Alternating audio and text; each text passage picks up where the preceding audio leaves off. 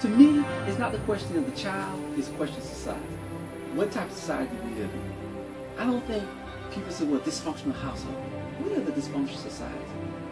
Prison without the chance of parole. And their ability to express that they think that there are repercussions and the way that they're I do think that we can do more to assist them. The question is, do we assist them before they get into the system?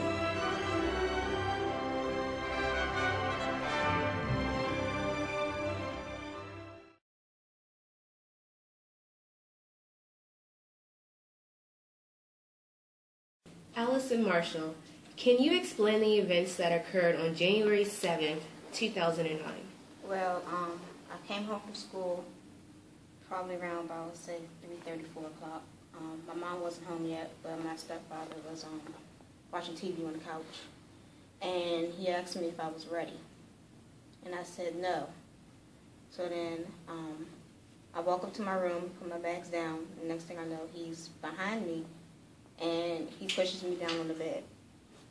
And I'm telling him, no, get off me, get off me, get off me. And he's still pulling down my pants, and in the middle of the act, I was trying to push him off me, but of course he's stronger than me. So I grabbed the closest thing to me, and which was a pair of scissors, and I stabbed him 5 times. And what is your current sentence? I have a sentence of life without the possible referral. Okay.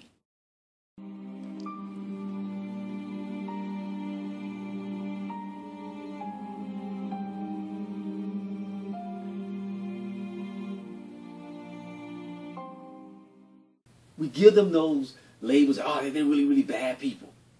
I think this is a societal issue, and I think we need to look at society and focus on society and why we allow our kids to spend the rest of their life in prison. At 14, I made a bad decision. I took someone's life, and you said because I took someone's life, my behavior is the equivalent of an adult. If anything, I was the victim here. He was molesting me.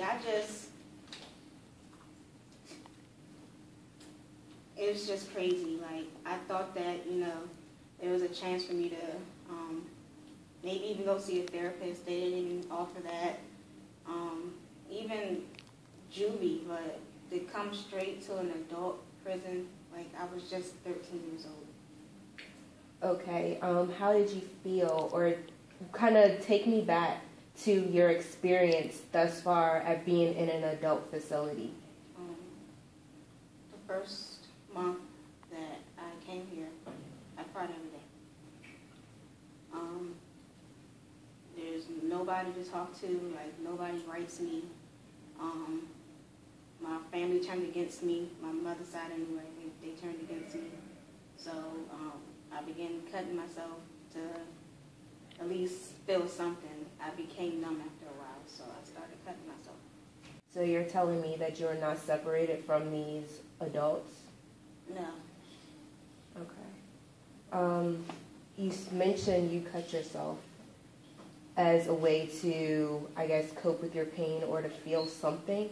Would you say that you are suicidal? You think so? Yeah.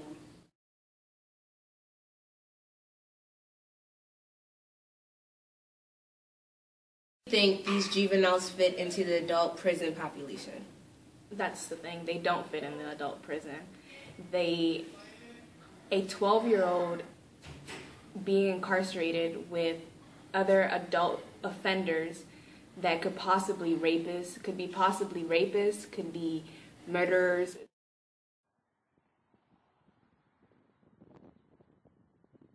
And do you believe juveniles and adults should be a mixed population in prisons? No, I don't think that you should ever mix juveniles and adults. And I don't know at age they separate them in the Division of Corrections because it really is up to them, and we don't have a say in that. The only say I have as a judge is to send them to a facility that is geared for youth. Other than that, if they go into an adult facility, it's up to them. But I do believe that when youth is in a facility where they're adults, they should be separated. Absolutely. And Judge Woodard, how does one's environment may affect their chances of committing a crime as a juvenile? Oh, I do believe that environment has something to do with the chances of your committing a crime. A lot of the young people who come into court, they either don't have a support mechanism family-wise, or they come from a family where previous members have been incarcerated.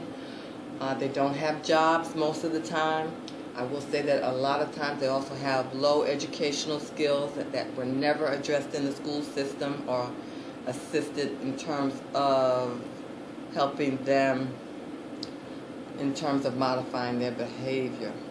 So your environment, I think, plays a large role in whether or not you're going to enter into the juvenile system or the criminal justice system.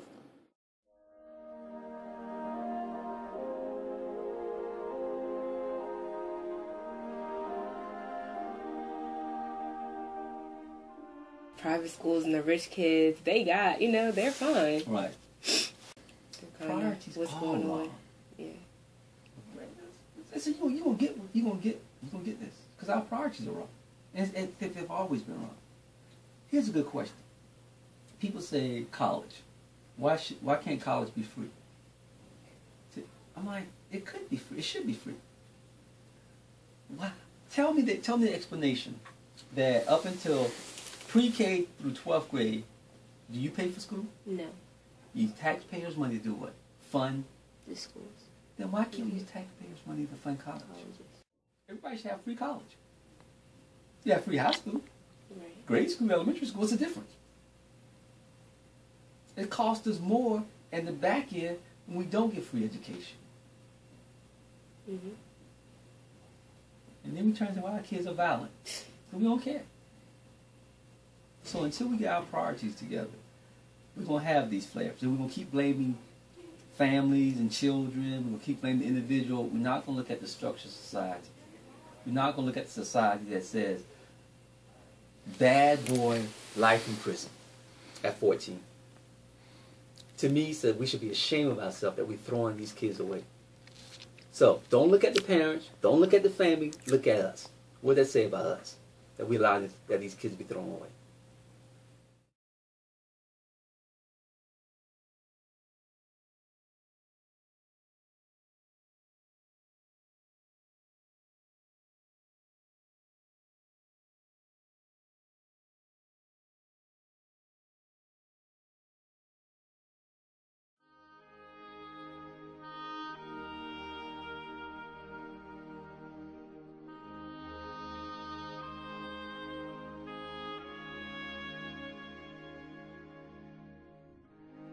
There was a time when men were kind, when their voices were soft, and their words